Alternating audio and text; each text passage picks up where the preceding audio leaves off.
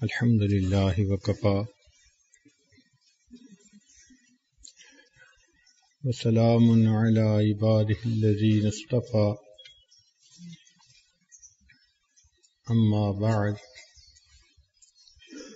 أعوذ بالله من الشيطان الرجيم بسم الله الرحمن الرحيم يا أيها الذين آمنوا اذكروا الله ذكرا كثيرا وسبحوه بكرة وأصيلا وقال رسول الله صلى الله عليه وسلم كل مطيع لله فهو ذاكر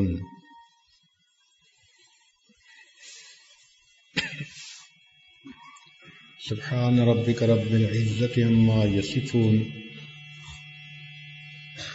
وسلام على المرسلين والحمد لله رب العالمين اللهم صل على سيدنا محمد وعلى آل سيدنا محمد وبارك وسلم اللهم صل على سيدنا محمد وعلى آل سيدنا محمد وبارك وسلم اللهم صل على سيدنا محمد وعلى آل سيدنا محمد وبارك وسلم يا أيها الذين آمنوا اے ایمان والو اذکروا اللہ ذکرا کثیرا اللہ تعالیٰ کا ذکر کثرت کے ساتھ کرو۔ قرآن مجید کی اس آیت مبارکہ میں اللہ رب العزت نے ایمان والوں کو ایک حکم دیا، یہ اذکر اللہ امر کا صیغہ حکم دیا جا رہا ہے، ایمان والوں کو ایک رولنگ دی جا رہی ہے۔ کس بات کی؟ کہ اللہ رب العزت کو کثرت کے ساتھ یاد کرو۔ تو ایک تو یاد کرنے کا حکم دیا اور ساتھ کثرت کی شرط بھی لگا دی۔ اس کو کہتے ہیں ذکر کثیر، اور ذکر کثیر یہ ہوتا ہے کہ جو اکثر وقت ہو۔ تو اس کی تفسیر مفسرین نے یوں فرمائی کہ انسان کی 3 حالتیں ہیں، یا کھڑا ہوگا، یا بیٹھا ہوگا، یا لیٹا ہوگا۔ تو جو شخص تینوں حالتوں میں اللہ کو یاد کرے وہ اللہ تعالیٰ کا ذکر کثرت کے ساتھ کرنے والا۔ چنانچہ دوسری جگہ فرمایا کہ میرے عقل مند بندے وہ ہیں الذین یذکرون اللہ قیاما وقعودا وعلی جنوبہم، جو کھڑے، بیٹھے اور لیٹے اللہ کا ذکر کرتے ہیں، تینوں حالتوں میں اللہ کو یاد کرتے ہیں۔ یوں سمجھ لیجئے کہ ہم وقت اللہ رب العزت کو یاد کرتے ہیں۔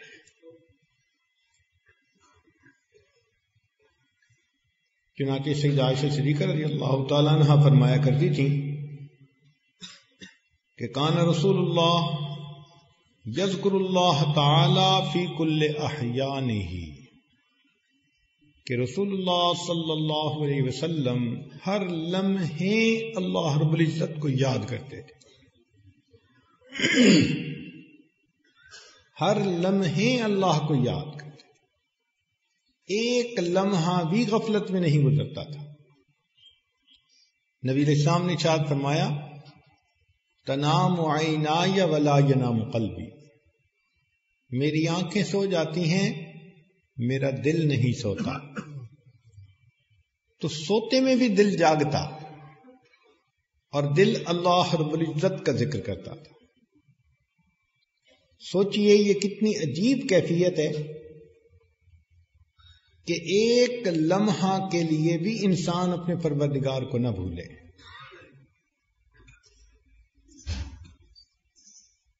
ہمارے اکابر نے فرمایا جو دم غافل سو دم کافر، کہ جو سانس بھی غفلت میں گزر گیا یوں سمجھ لو کہ وہ سانس کفر کی حالت میں گزر گیا. اتنی دیر بھی اللہ سے غافل نہیں ہونا. اس لیے کہ ذکر کے 101 فوائد بتائے ہیں حافظ ابن قیم رحمۃ اللہ علیہ نے،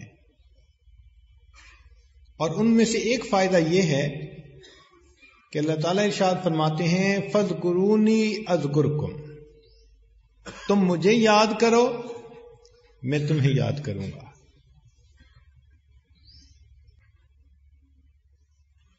اب بندے کے یاد میں اور اللہ کی یاد میں فرق ہے. بندہ یاد کرے گا اللہ رب العزت کے احکام کی بجا آوری کے ذریعے سے، اور اللہ رب العزت اسے یاد کریں گے اس پر رحمتوں اور برکتوں کے دروازے کھولنے کے ذریعے. کسی کو سفارش کرنی ہو تو آدمی فون کر کے کہتا ہے جی ذرا میرے بچے کو یاد رکھنا. اب اس وقت کہنے کا یہ مطلب نہیں ہوتا کہ آپ میرے بیٹے کا نام لیتے رہنا، نہیں. مقصد یہ ہوتا ہے کہ جب آپ فیصلہ کرنے بیٹھیں تو میرے بیٹے کے حق میں فیصلہ کرنا. اللہ رب العزت کی یاد کا یہ معنی کہ بندہ اطاعت کے ذریعے سے اپنے اللہ کو یاد کرے، اللہ رب العزت اپنی رحمتوں کے ذریعے سے بندے کو یاد کرے. کتنی بڑی نعمت ہے اللہ تعالیٰ کا یاد کرنا. یہ اتنی بڑی نعمت ہے کہ سالک کا جی چاہتا ہے کہ میں ایک لمحے بھی اللہ سے غافل نہ ہوں.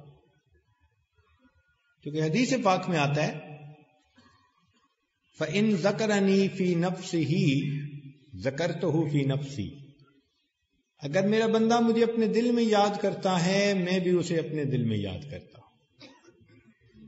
وَإِن ذَكَرَنِي فِي مَلَئٍ ذَكَرْتُهُ فِي مَلَئٍ خَيْرٍ مِّنْهُ، اور وہ اگر مجھے لوگوں کی محفل میں یاد کرتا ہے تو میں اس سے بہتر فرشتوں کی محفل میں بندے کو یاد کرتا ہوں.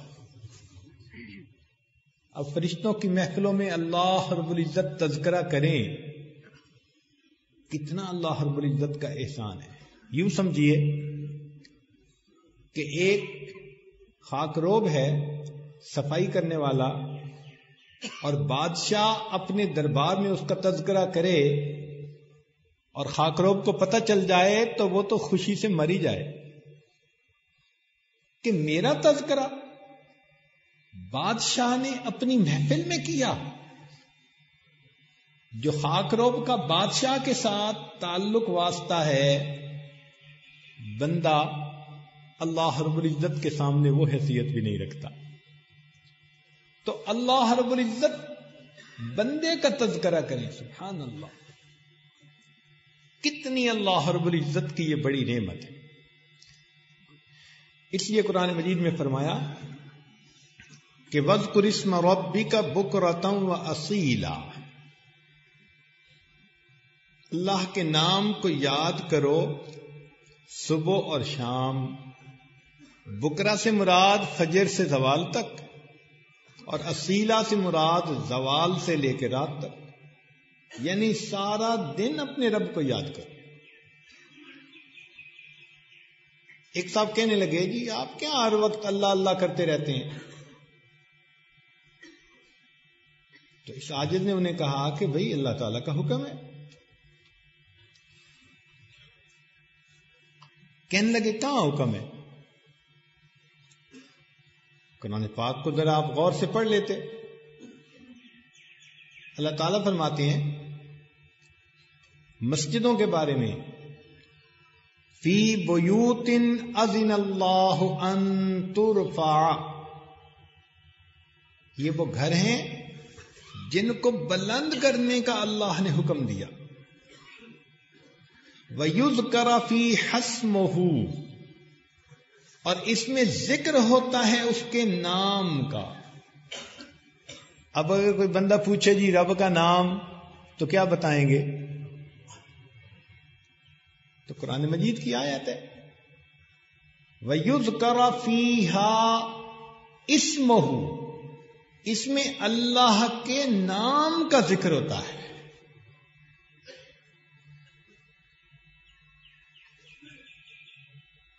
پھر ایک جگہ اور فرمایا وَذَكَرَ اسْمَ رَبِّهِ فَصَلَّى، اور ذکر کیا اس نے رب کے نام کا. اور ایک جگہ اللہ تعالی ارشاد فرماتے ہیں وَاذْكُرِ اسْمَ رَبِّكَ وَتَبَتَّلْ إِلَيْهِ تَبْتِيلًا، ذکر کر اپنے رب کے نام کا.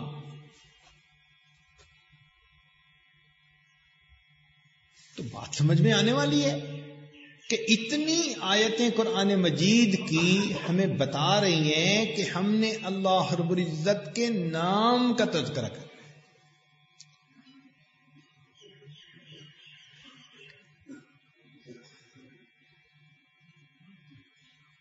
اور ویسے بھی جن کو محبت ہوتی ہے ان کو تو محبوب کا نام لینے میں ہی مزہ آتا ہے. تو سالک کو اللہ رب العزت سے محبت، لہذا اللہ رب العزت کا نام لینے میں مزہ. ہم رٹیں گے گرچہ مطلب کچھ نہ ہو، ہم رٹیں گے گرچہ مطلب کچھ نہ ہو، ہم تو عاشق ہیں تمہارے نام کے. تو محبت کا تقاضا یہ ہے کہ محبوب کا نام لینے میں مزہ آتا ہے. نہ غرض کسی سے نہ واسطہ، مجھے کام اپنے ہی کام سے، تیرے ذکر سے، تیری فکر سے، تیرے نام سے، تیرے کام سے. تو سالک ہر وقت اللہ کی یاد میں. اب یاد کے دو طریقے، دل میں بھی یاد کرے، زبان سے بھی تذکرے کرے. یہ موٹی سی بات ہے کہ جس سے محبت ہوتی ہے بندہ اس کا تذکرہ کیے بغیر رہ نہیں سکتا. چنانچہ عبداللہ بن بصر رضی اللہ عنہ فرماتے ہیں کہ نبی علیہ الصلوۃ والسلام نے مجھے حکم دیا کہ لا یزال لسانک رطبا من ذکر اللہ تعالی، کہ تمہاری زبان ہر وقت اللہ رب العزت کے ذکر سے تر و تازہ رہنی چاہیے. تو دل میں بھی یاد کرے، زبان پہ بھی اللہ رب العزت کے تذکرے. اب جو مبتدی ہے اس کے لیے ہر وقت یاد کرنے کا ایک آسان طریقہ مسنون دعائیں پابندی سے پڑھے. اتنی برکت ہے مسنون دعاؤں میں کہ ہر موقع محل کی مسنون دعا پڑھنے سے اللہ رب العزت کی طرف خود بخود دھیان رہتا ہے. تو مبتدی سب سے پہلے اس پر عمل کرے، جتنی مسنون دعائیں ہیں ان کو یاد کرے. کھانے کی دعا، پینے کی دعا، سونے کی دعا، جاگ کے اٹھ پڑھنے کی دعا، مسجد میں داخل ہونے کی دعا، گھر سے باہر نکلنے کی دعا، گھر میں داخل ہونے کی دعا. آپ غور کریں گے آپ کو ہر موقع کی دعا کتابوں میں مل جائے گی. تو ان دعاؤں کو یاد کر کے پڑھنا اس کو اپنے لیے ضروری بنا لے، کیونکہ یہ دعائیں ذریعہ بن جائیں گی اللہ رب العزت کی طرف دھیان رہنے کا. اور الٹی سیدھی سوچوں سے خواہ مخواہ بندے کی جان چھوٹ جائے گی. تو مبتدی مسنون دعاؤں کے ذریعے ذکر یاد کرے. جو متوسط ہے اس کو چاہیے کہ وہ تحلیل کے ذریعے سے یاد کرے، لا الہ الا اللہ، چنانچہ دل میں بھی ذکر ہو اور زبان پہ بھی تحلیل. چنانچہ جن کے تحلیل کے اسباق ہوتے ہیں 3000 5000 7000 10,000 ہزاروں مرتبہ ایک دن میں وہ اللہ رب العزت کا یہ کلمہ پڑھتے ہیں. اب ایک دن میں اگر 10,000 پڑھ رہا ہے تو 10 دن میں 1,00,000. سوچنے کی بات ہے. 2-2.5 مہینوں میں 1 کروڑ. اب جس بندے نے اپنی زندگی میں کروڑوں مرتبہ اپنے دل پہ اللہ کے کلمے کی ضرب لگائی، کیا یہ ممکن ہے کہ موت کے وقت اس کو کلمہ بھول جائے گا؟ نبی علیہ السلام نے فرمایا کما تعیشون تموتون، جس حال میں تم زندگی گزارو گے تمہیں اسی حال میں موت آئے. تو اس سے پہلے کہ لوگ ہمیں کلمہ پڑھائیں، ہم دعا کریں اللہ ہمیں اپنے اختیار سے کلمہ پڑھنے کی توفیق عطا فرما دے. اور جو منتہی، ان کے لیے تو اللہ رب العزت حضوری کا ایسا معاملہ کر دیتے ہیں کہ ایک لمحہ بھی اللہ سے ان کا دھیان نہیں ہٹتا، ایک لمحہ کے لیے بھی دھیان نہیں ہٹتا.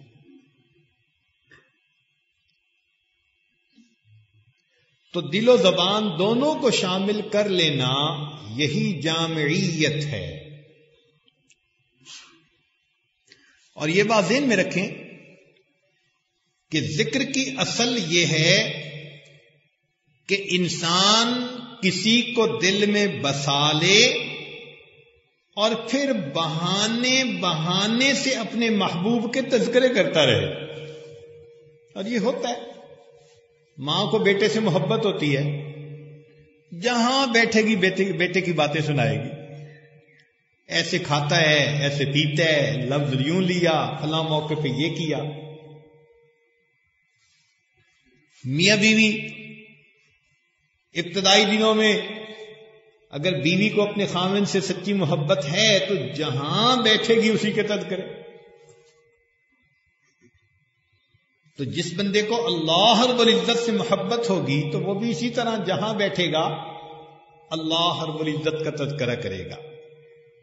جہاں جاتے ہیں ہم تیرا فسانہ چھیڑ لیتے ہیں. نبی علیہ السلام نے ارشاد فرمایا کل مطیع للہ فہو ذاکر، ہر بندہ جو اللہ کا مطیع فرما بردار ہے وہ ذاکر ہے. یعنی جس وقت انسان اللہ کی اطاعت میں وقت گزار رہا ہوتا ہے، عند اللہ وہ اللہ کے نزدیک ذاکرین میں شمار کیا جاتا ہے. اب یہاں سے ایک نقطہ ملا کہ انسان اپنے آپ کو معصیت سے بچا لے اور اپنے وقت کو اللہ کے امر کے مطابق گزارے، تو پورا دن اگر اس کا اس طرح گزر گیا تو یہ اللہ کے ذکر کرنے والوں میں شامل ہو گیا. یہ نقطہ سمجھنا سالکین کے لیے بڑا ضروری، کیونکہ بعض لوگ دین کا کام کرنے والے وہ سمجھتے ہیں کہ شاید ذکر وہ ہوتا ہے جو بس مصلی پہ بیٹھ کے کیا جائے. نہیں، جس وقت ہم اللہ رب العزت کے حکم کے تحت وقت گزار رہے ہیں، ہمارا وہ وقت اللہ کے ہاں ذاکرین میں لکھا جا رہا ہے. اب کوئی کہے گا جی کہ کسی سے بات کر رہے ہیں تو بھئی بات کرتے ہوئے مخلوق کے حق کو اگر ادا کرنے کی نیت ہے تو ادائے حق کے خلق اس میں مشغول ہونا یہ بھی اطاعت ہے، لہذا بندہ ذاکرین میں شامل. اب وہ عالم جو مدرسے میں بیٹھ کے میزان الصرف پڑھا رہے ہیں وہ یہ نہ سوچیں جی کہ ہم تو ہر وقت صرف ہی پڑھاتے ہیں، ہم تو ذکر نہیں کر سکتے. نہیں، اگر آپ کی نیت علم کی خدمت ہے، دین کی خدمت ہے، اور اس کی بنیاد باندھنے کے لیے آپ یہ فن پڑھا رہے ہیں، تو آپ اللہ کی اطاعت والے کام میں لگے ہیں. جتنی دیر پڑھائیں گے اللہ رب العزت کے ہاں ذاکر لکھے جائیں گے. یہ اور بات ہے کہ انسان کا دھیان کبھی ذکر کی طرف رہتا ہے، کبھی نہیں رہتا.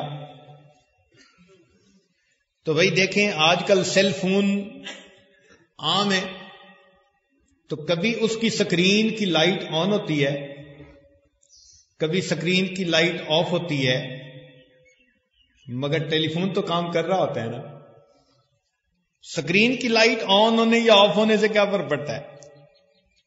اسی طرح انسان جب اللہ کے حکم کی اطاعت میں لگا ہے، استحضار رہے تو نور علی نور، نہ بھی استحضار رہے تو انسان اللہ کی یاد میں لگا ہوا ہے. ہمارے بزرگوں نے اس کا ایک نام لے دیا کہ یہ وقوف قلبی ہے. اب بعض نوجوان سمجھتے ہیں کہ وقوف قلبی ہر وقت اللہ اللہ کہنا ہے. نہیں نہیں نہیں، اللہ اللہ کہنے کا نام وقوف قلبی نہیں، اللہ تعالی کی طرف دھیان رکھنے کا نام وقوف قلبی.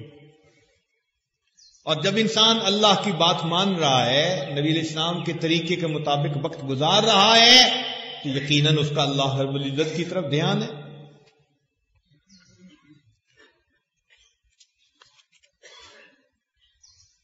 طلباء عام طور پر امتحان سے کچھ عرصہ پہلے خاصے مصروف ہو جاتے ہیں، تو پھر چٹیں لکھ کے پوچھتے ہیں جی ہم تو ذکر کر ہی نہیں سکتے.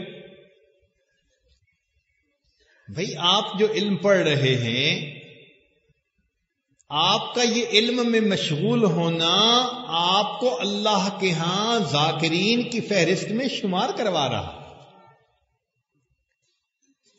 ہاں اس کے ساتھ اگر دھیان بھی ہو تو نور علی نور.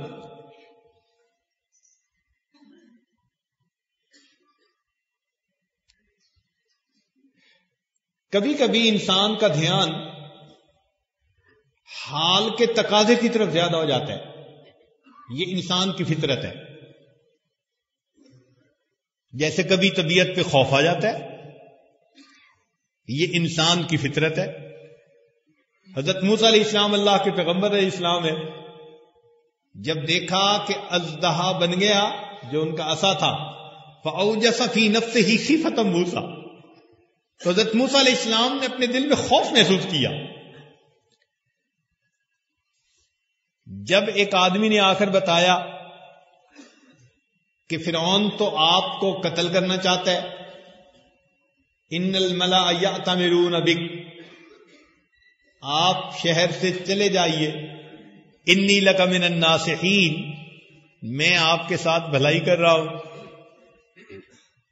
فخرج، قرآن مجید گواہی دے رہے ہیں کہ حضرت موسیٰ علیہ السلام شہر سے نکلے خائفا یترقب، خوف زدہ بھی تھے اور پیچھے مڑ کے بھی دیکھتے تھے کوئی آ تو نہیں رہا پکڑنے والا. تو یہ منصب نبوت کے منافی نہیں ہے، فطری چیز ہے.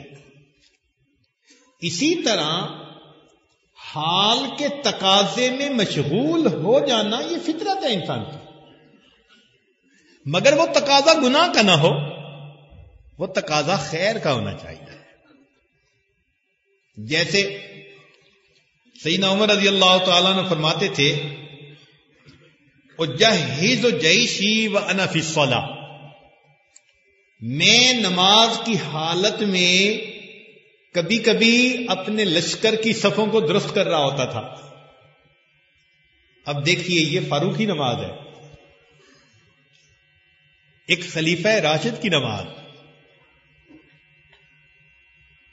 نبی علیہ السلام نے حکم دیا جن کی اتباع کا، اور وہ فرماتے ہیں کیوں کہ جہاد کے موقع پر غلبہ حال کا ہو جانا یہ فطری چیز ہے، وقت کے تقاضے کی طرف طبیعت متوجہ ہو جاتی ہے.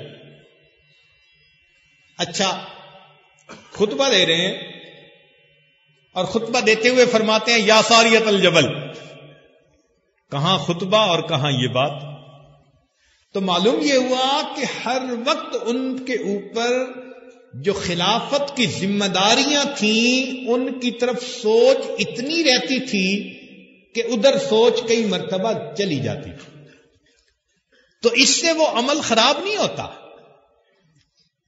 کیونکہ سوچ خیر سے شر کی طرف نہیں گئی، خیر سے خیری کی طرف ہے، اطاعت سے اطاعت ہی کی طرف ہے. بلکہ یوں کہہ لیجئے کہ انہوں نے ایک وقت میں 2 اطاعتوں کو جمع کر لیا.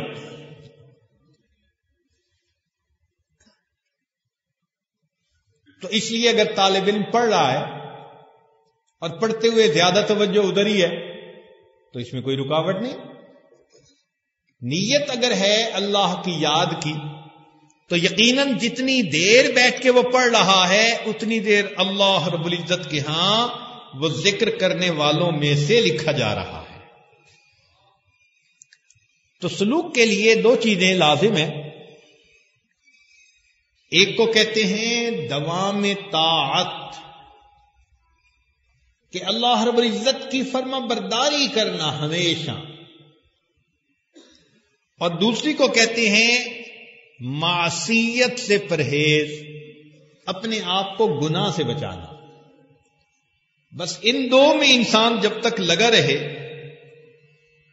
احکام کو پورا کر دے اور منہیات سے اپنے آپ کو بچا لے، تو یہ گویا اللہ رب العزت کی یاد میں زندگی گزارنے والا انسان ہے.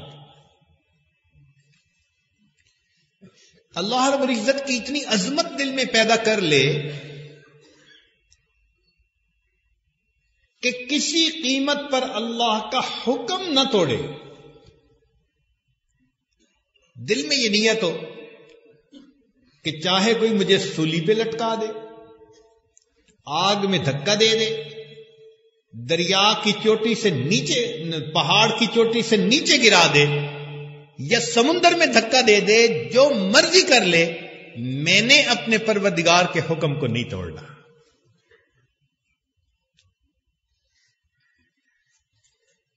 چنانچہ لوگوں نے پوچھا محمود غزنوی سے کہ آپ اپنے غلام ایاز سے اتنی محبت کیوں کرتے ہیں؟ اس نے کہا میں آپ لوگوں کو کبھی بتا دوں گا. چنانچہ ایک دن کیا ہوا کہ بادشاہ نے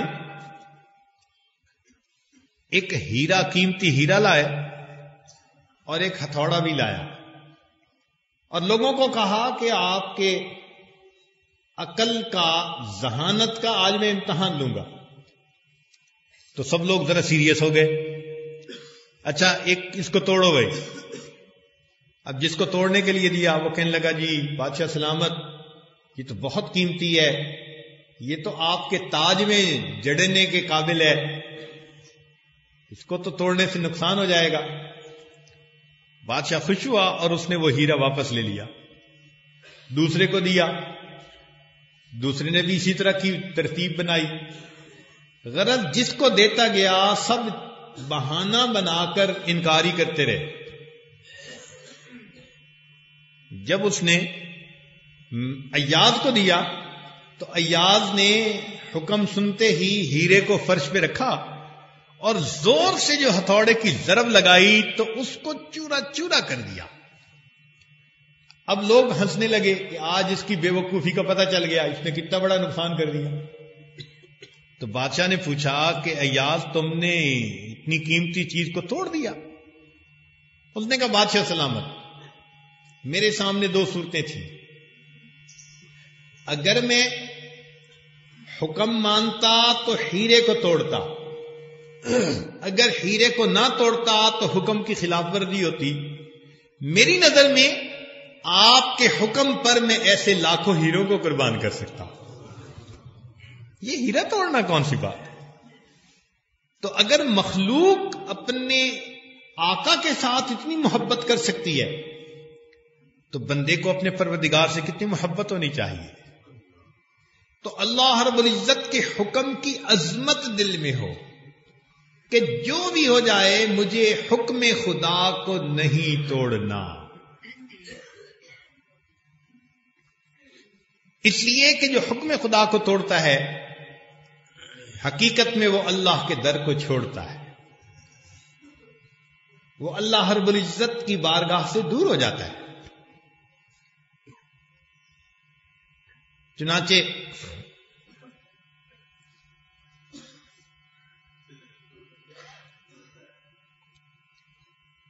انسان اپنے خیالات کو قابو میں لائے اور گناہوں کا خیال ذہن میں جمنے ہی نہ دے۔ انسان کا دماغ چوراہے کی مانند ہے، چوراہے میں سے ہر طرح کی ٹریفک گزرے گی، کاریں بھی گزریں گی، بسیں بھی گزریں گی، گدا گاڑی بھی گزرے گی، سائیکل والا بھی گزرے گا، ٹریفک ہر طرح کی ہوگی۔ لیکن جو پولیس والا وہاں کھڑا ہوتا ہے اس کی یہ ذمہ داری ہوتی ہے کہ وہ ٹریفک کو رکنے نہیں دیتا، دائیں کی ٹریفک کو بائیں بھیج دیا، بائیں والے کو دائیں بھیج دیا، اور ٹریفک کو چلتا رکھتا ہے۔ ٹریفک کو چلتا رکھتا ہے تو اسے بہترین تنخواہ ملتی ہے، اس کو پروٹوکول ملتا ہے، اور اگر وہ ٹریفک کو کنٹرول نہ کرے بلکہ جیم کر بیٹھے تو ہر بندہ اس کو لان تان کرتا ہے۔ یوں سمجھیے کہ مومن کا دماغ ایک چوراہے کی مانند ہے، اس میں ہر طرح کے خیال آئیں گے، رحمان کی طرف سے بھی خیال دل میں آئیں گے، شیطان کی طرف سے بھی۔ ان الشیاطین لیوحون الی اولیائہم، شیطان بھی اپنے دوستوں کو میسج کرتا رہتا ہے، تو دماغ میں میسج آتے ہیں شیطان کے، اور کبھی کبھی نفس بھی میسج کرتا ہے، مگر یہ اس قسم کے جو دماغ میں آنے والے خیالات ہیں یہ ربش چیزیں ہیں، اور ربش چیزوں پر انسان دھیان ہی نہ دے۔ تو برے خیال کا ذہن میں آنا یہ برا نہیں، اس کا ذہن میں جمانا اور اس سے لطف اندوز ہونا شریعت کی نظر میں یہ برا ہے۔ تو بس اس پر انسان محنت کرے کہ میں نے اپنی سوچ کو پاک کرنا ہے۔ زنا سے وہ بچے گا جو ذہنی زنا سے پہلے بچے گا۔ جب تک ذہنی زنا سے نہیں بچے گا تب تک زنا سے نہیں بچ سکے گا۔ آنکھ غلط دیکھے گی، زبان غلط بولے گی، پاؤں غلط جگہ اٹھ کے جائیں گے، اس لیے کہ سوچ جو غلط ہوئی۔ تو اپنے جسم کو اگر انسان شریعت کے مطابق لانا چاہے تو اپنی سوچ کو اس کے مطابق لائے۔ مشین میں جیسے پروگرام بھر دیا جاتا ہے وہ ویسے کام کرتی ہے۔ بعض CNC مشینیں ہوتی ہیں ورک شاپ میں، ان میں پروگرام فیڈ کر دیتے ہیں، جیسا پروگرام فیڈ کر دیں وہ ویسا پرزہ بنا دیتی ہیں۔ تو اسی طرح انسان کے دماغ میں جیسا پروگرام فیڈ کیا جائے گا اس کے اعضاء ویسے ہی اعمال کریں گے۔ تو ہم اپنی سوچ کو اگر پاک کر لیں تو ہمارے اعضاء خود بخود اچھے کام کرنے لگ جائیں گے۔ حجاج بن یوسف کا ایک بھتیجا واسط گورنر تھا اپنے علاقے کا، نوجوان تھا، خوبصورت تھا، مگر عیاش تھا۔ اس کو بڑا مان تھا کہ میں حجاج بن یوسف کا بھتیجا ہوں اور گورنر ہوں۔ چنانچہ اپنے آدمیوں کو اس نے کہا ہوا تھا کہ کہیں تمہیں اگر کوئی بہت خوبصورت عورت کا پتہ چلے تو مجھے اطلاع دو۔ تو وہ ہیلے بہانے سے کسی نہ کسی طرح اس کے ساتھ برائی کا مرتکب ہوتا تھا۔ ایک غریب گھر کی نوجوان لڑکی جسے اللہ نے شکل کی حور پری بنایا تھا، اس کے بارے میں پتہ چلا تو اس نے اپنے پیغام بھیجنے شروع کیے۔ اس نے انکار کر دیا، اس نے اس کی طرف تحفے تحائف بھیجنے شروع کر دیے۔ اب دو فتنے ہوتے ہیں، ایک جمال کا فتنہ اور دوسرا مال کا فتنہ۔ مرد لوگ جمال کے فتنے میں زیادہ پھنستے ہیں اور عورتیں مال کے فتنے میں زیادہ پھنستی ہیں۔ اس کے پاس دونوں فتنے تھے. ایک عرصہ تک وہ اسے خفیہ طور پر پیغام بھی پہنچاتا رہا. وہ آگے سے جواب دیتی کہ اگر تم مجھ سے ملاقات چاہتے ہو تو میرے بھائیوں سے بات کرو اور مجھے اپنے نکاح میں لے لو. یہ کہتا تھا نہیں، میں ویسے ہی تم سے چھپی آشنائی چاہتا ہوں. وہ انکار کرتی. اب سوچئے یہ کتنا بڑا مجاہد ہے اس بچی کے لیے کہ وقت کا گورنر ہے، خوبصورت ہے، مال کی محتاط ہے، پانی کی طرح وہ مال بہا رہا ہے، مگر یہ بچی اپنی جگہ عزم کا پہاڑ. انکار کر دیا. جب اس نے دیکھا نا کہ اس نے تنگ کرنے کی انتہا کر دی تو اس نے اپنے والدہ کو بتایا، اس نے اپنے بیٹوں کو بتا دیا. ان کو یقین ہی نہ آئے کہ اتنا بڑا حاکم، گورنر علاقے کا، اور یہ پیغام بھیجتا ہے. اس نے وہ تحفے تحائف بھی دکھائے اور بتایا کہ ہاں. بھائیوں کو پھر بھی ابھی تردد رہا. ایک دن اس بچی نے کہا کہ جی اس نے پیغام بھیجا ہے کہ آج وہ رات کو ہمارے گھر آئے گا. کیونکہ بھائیوں نے سفر پہ جانا تھا. وہ سفر پہ جانے کی بجائے قریب کے گھر میں چھپ گئے. یہ صاحب اپنے پروگرام کے مطابق رات کو آئے اور اس گھر میں داخل ہوئے.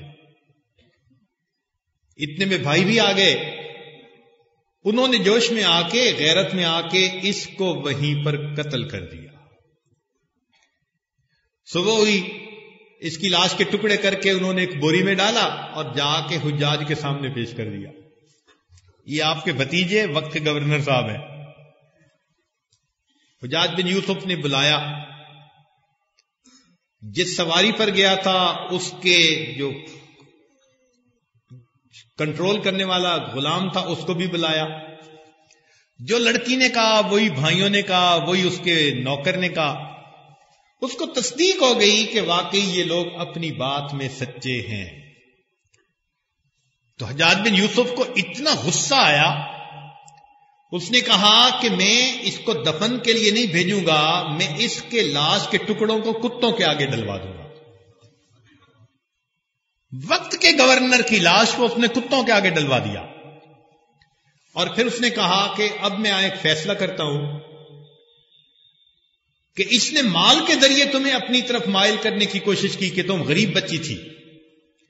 اس کی جتنی جائیداد ہے میں اس جو ہے کہ اس کی جائیداد ساری کی ساری اس لڑکی کے حوالے کرتا ہوں. اب دیکھیے، اگر یہ لڑکی مال کے اوپر فریفتہ ہو کے عزت گنوا بیٹھتی، جہنم میں اپنا ٹھکانہ بنا لیتی اور مال وہی ملنا تھا جو نصیب میں آنا تھا. اب اگر یہ پکی رہی تو اللہ نے عزت بھی رکھ لی اور جو مال آنا تھا نصیب میں وہ بھی قدموں میں ڈال دیا حلال طریقے.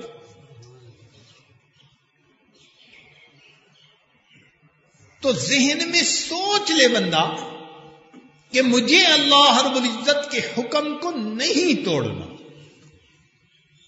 چاہے اس کے لیے مجھے کتنا ہی مجاہدہ کیوں نہ کرنا پڑے.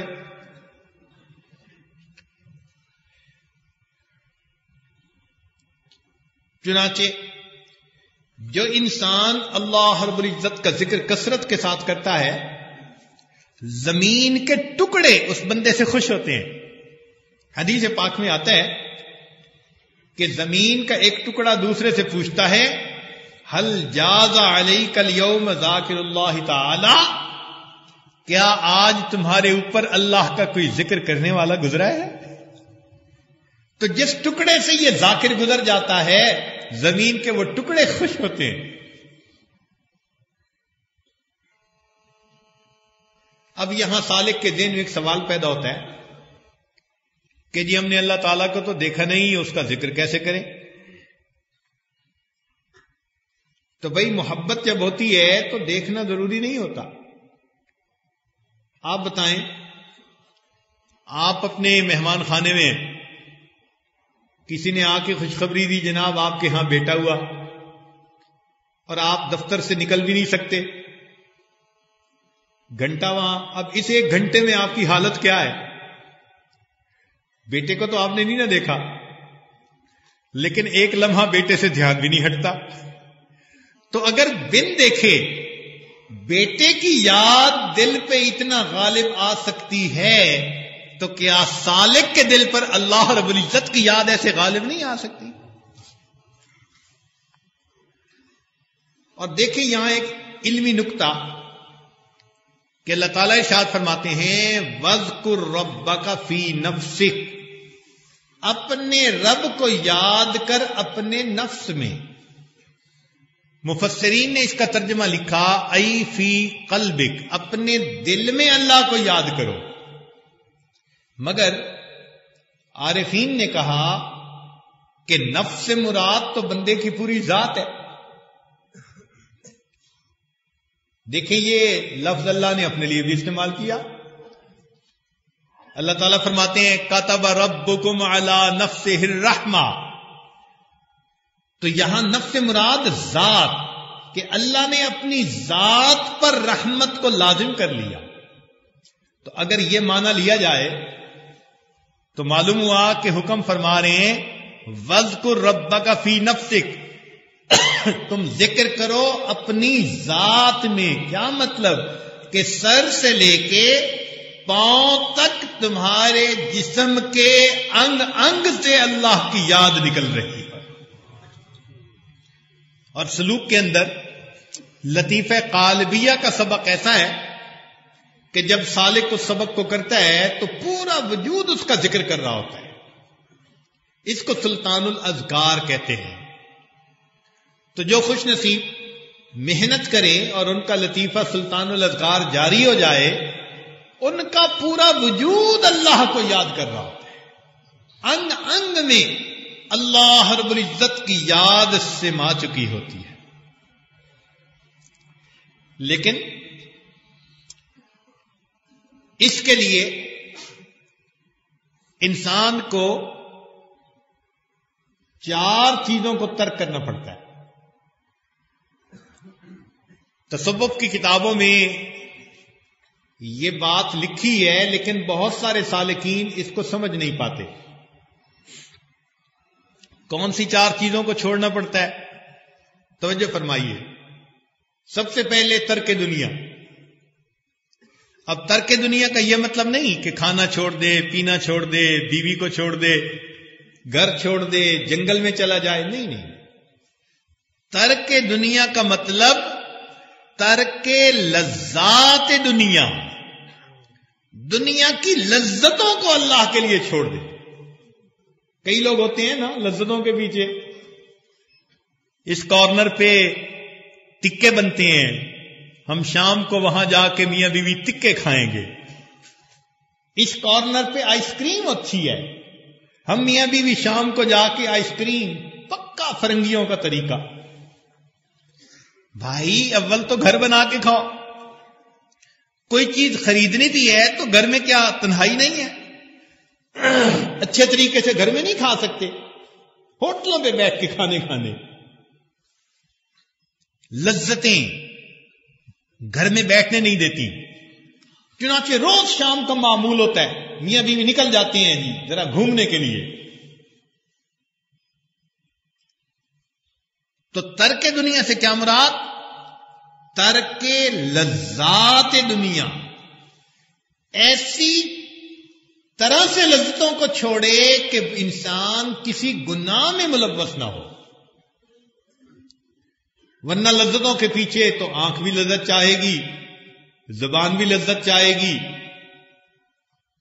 انسان کتنی لذتیں دنیا میں لے گا؟ اس لیے شریعت نے ضروریات کو پورا کرنے کا حکم دیا کہ ضروریات کی حد ہوتی ہے. خواہشات کو پورا کرنے سے روکا اس لیے کہ خواہشات کی کوئی حد ہی نہیں ہوتی. تو دنیا کی لذتوں سے، اس کا یہ مطلب بھی نہیں کہ جائز لذتوں کو چھوڑ دے، نہیں. ترک لذات دنیا سے مراد جو دائرہ شریعت کے باہر لذتیں وابستہ ہیں ان کو ترک کر دے انسان. جو دائرہ شریعت کے اندر ہیں الحمدللہ، اب اچھا کھانا پیش ہوا تو بھائی ہر بندے کو اچھا کھانا اچھا لگتا ہے. اب کیا مطلب کہ کھانا ہی چھوڑ دے؟ نہیں، کھائے مگر جس کا دیا کھائے، پھر اسی کے گیت گائے. جو بیل اچھا کام کرے اس کو چارہ ڈالنا کوئی مالک کو برا لگتا ہے؟ مالک خوش ہوتا ہے چارہ ڈال کے. تو ہم بھی اللہ کا دیا کھاتے ہیں تو اللہ کے ذکر میں، عبادت میں، دین کے کام میں لگے. تو ایک تو ترک دنیا. ترک دنیا سے کیا مراد؟ ترک لذات دنیا. اور لذات سے کون سی لذات مراد؟ وہ لذات جو دائرے شریعت کے باہر ہیں، ان لذات کو چھوڑ دیں. اب کتنے حلال مشروبات ہیں، ان مشروبات کو پینا اور الحمدللہ کہنا نیک عمل ہے، لیکن شراب کو پینا اور اس کے مزے یہ دائرہ شریعت کے خلاف ہے. تو ترک لذات دنیا سے مراد وہ لذتیں جو دائرہ شریعت کے خلاف. تو ایک تو ہوا ترک دنیا، اور دوسری بات فرمائی کہ ترک عقبہ. یہ ترک عقبہ کا لفظ پڑھ کے بندہ پریشان ہو جاتا ہے، مگر مشائخ نے فرمایا کہ ترک عقبہ سے مراد یہ کہ آخرت کی نعمتوں کے پیچھے عبادت نہ کرے، اللہ تعالی کی بندگی کے لیے عبادت کرے. یہ ذہن میں نہ رہے کہ جی حور عین سے نکاح ہوگا اور کھانے ہوں گے اور دانے ہوں گے، محل ہوں گے. ایسا نہیں ہے. اس لیے بعض اکابر ان سے ایسی باتیں غلبہ حال میں منقول ہیں، جیسے رابعہ بصریہ کہ جی میں لے کے جا رہی ہوں پانی کا لوٹا اور ایک انگارہ. کیوں؟ کہنے لگی انگارے سے جنت کو بجھا دوں گی، جلا دوں گی، اور پانی سے جہنم کو بجھا دوں گی. کیوں بھائی؟ کہ لوگ یا جنت کی طلب میں نیکی کرتے ہیں یا جہنم کے خوف میں، اور میں چاہتی ہوں کہ لوگ میرے اللہ کی عظمت کو سامنے رکھ کے اس کی رضا کے لیے عمل کرنے والے بن جائیں. تو یہ غلبہ حال تھا ان کے اوپر. گو کہ جنت کی نیت کے ساتھ عبادت کرنا شرعن یہ بھی برا نہیں ہے، جائز ہے. تبھی تو نبی علیہ السلام نے فرمایا کہ دعا مانگو اللہم انی اسألک الجنہ واعوذ بک من النار. لیکن یہ دیکھا ہے کہ اگر اس تفصیل میں جائے تو نوجوان جہاں بیٹھتے ہیں وہی حور و قصور کی باتیں چھیڑ دیتے ہیں، اور حور و قصور کی باتوں کے ذریعے وہ اپنی شہوت کو پورا کر رہے ہوتے ہیں. تو ان تذکروں میں کیا لگنا بھائی؟ اللہ کی رضا کے لیے عمل کرنا کیا یہ کافی نہیں ہے؟ اس لیے ایک بزرگ تھے ممشاد دنوری رحمت اللہ علیہ، کسی نے دعا دی کہ اے اللہ ممشاد کو جنت کی نعمتیں عطا فرما. آخری وقت تھا ان کا.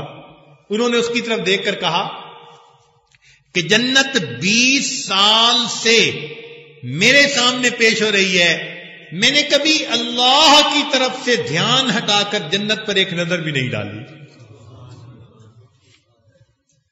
ابن فارض رحمت اللہ علیہ بزرگ گزرے ہیں، موت کے قریب ان کو جنت کا منظر دکھایا گیا. انہوں نے چہرہ ہی پھیر لیا اور یہ شعر کہا ان کان منزلتی فی الحب عندکم ما قد رأیت فقد ضیعت ایامی.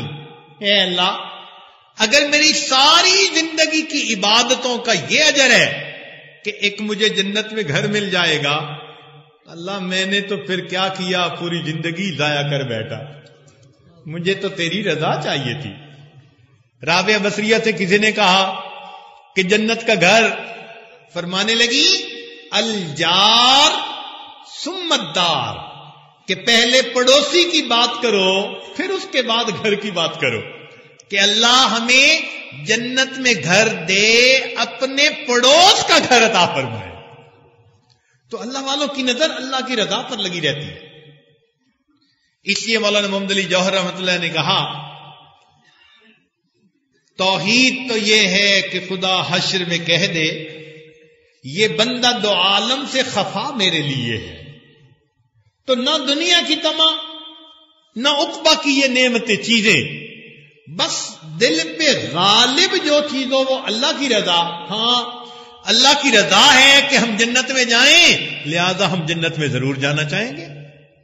اللہ تعالیٰ نے خود بلایا، واللہ یدعو الی دار السلام، اللہ تعالیٰ تمہیں اسلام کی والے گھر کی طرف بلاتا ہے.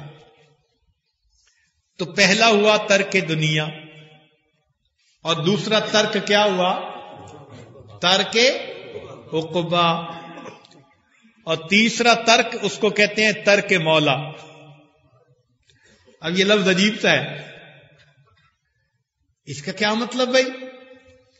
اس کا مطلب یہ کہ اللہ رب العزت کو انسان دنیا میں پانا چاہے تو کوئی ایسی کیفیت بندے کی نہیں آتی کہ جس میں وہ کہہ دے کہ اب میں نے پا لیا.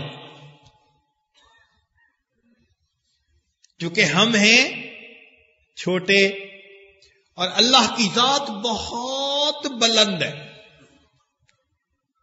اس کو امام ربانی مجدد ثانی رحمت اللہ علیہ نے اپنے مکتوبات میں خوب کھولا ہے.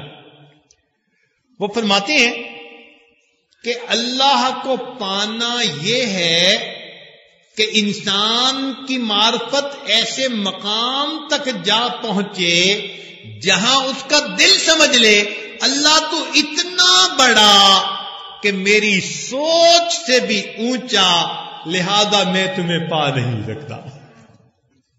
اس کو کہتے ہیں حسرت نایافت، اللہ تعالی کو نہ پا سکنے کی حسرت.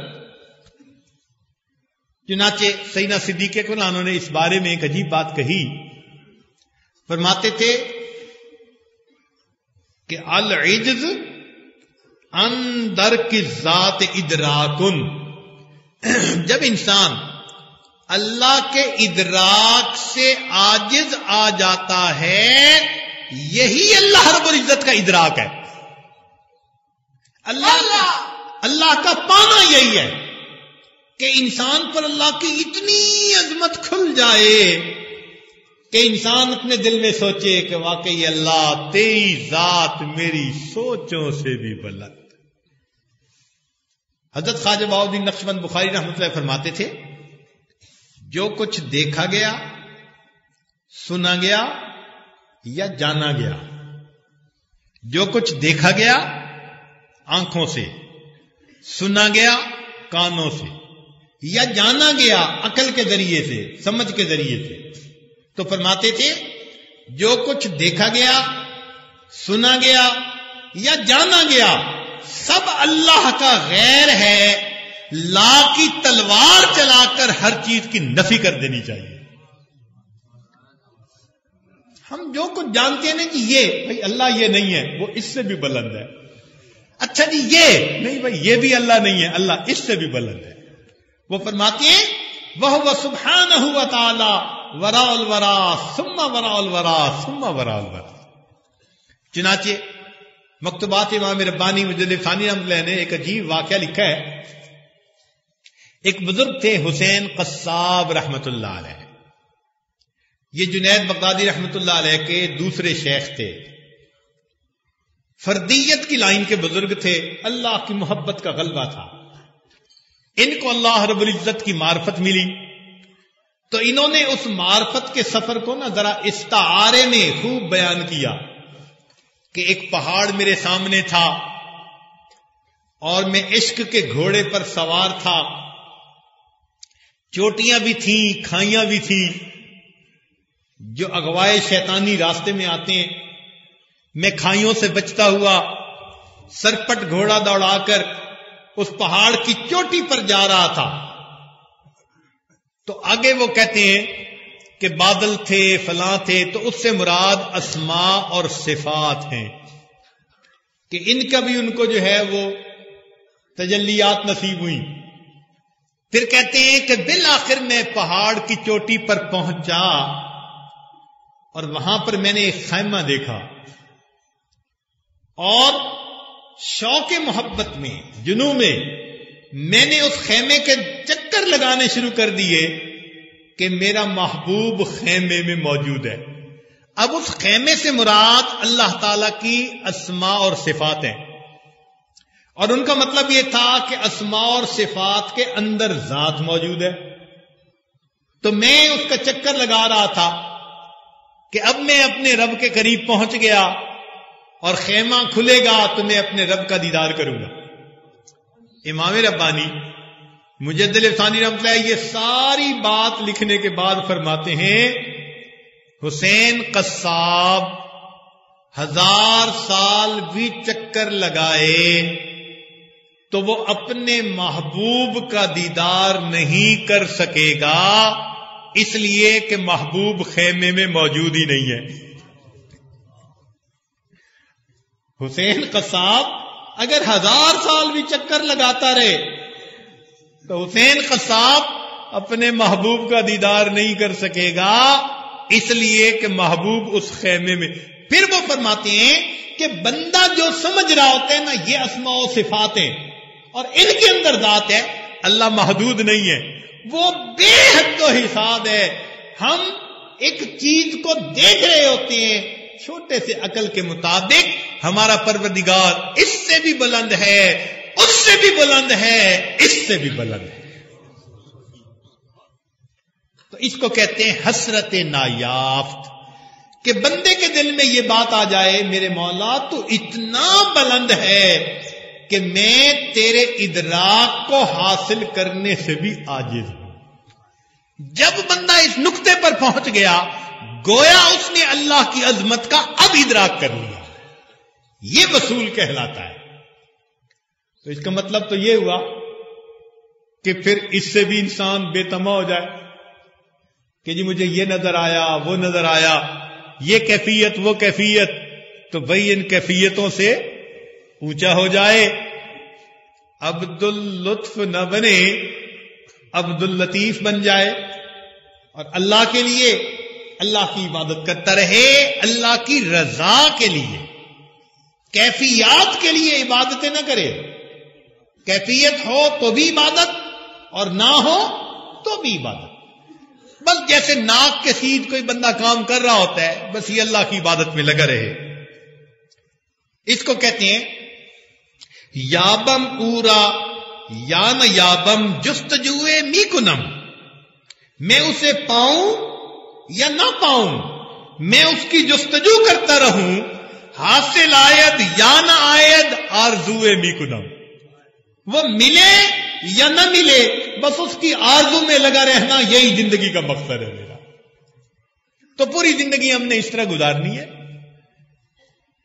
ملنے یا نہ ملنے کا مختار آپ ہے، پر تجھ کو چاہیے تگ و دول لگی رہے. بس یہی ہمارا کام ہے کہ ہم لگے رہیں اللہ کی عبادت میں ساری زندگی. ملنا نہ ملنا یہ اللہ کے منشا ہے. راستے میں موت آ گئی پھر بھی کامیاب ہیں، اللہ نے منزل پر پہنچا دیا پھر بھی کامیاب. یہ کتنی خوشی کی بات ہے کہ اللہ نے اس راستے پر ہمیں چلا دیا، یہی ہمارے لیے خوشی کی بات ہے. اس لیے ایک ہوتا ہے عابد اور ایک ہوتا ہے عارف. عابد کو عبادت کا چسکا ہوتا ہے اور عارف کو اللہ کی رضا کی تمنا ہوتی ہے. وہ اللہ کی رضا کے پیچھے لگا ہوتا ہے.